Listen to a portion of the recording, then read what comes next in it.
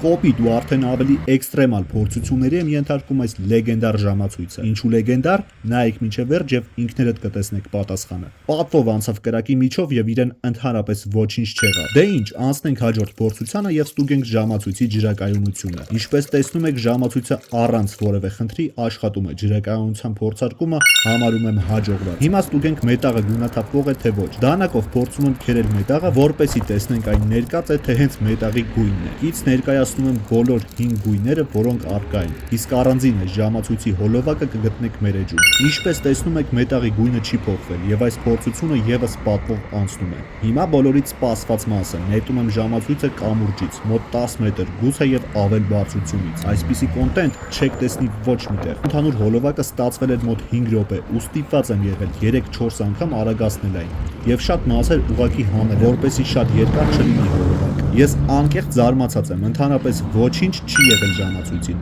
Անգամ իր քրոնոգրաֆը աշխատում։ Ռեսպեկտ լեգենդին, որը ձեզ երբեք հուսախաբ չի անի։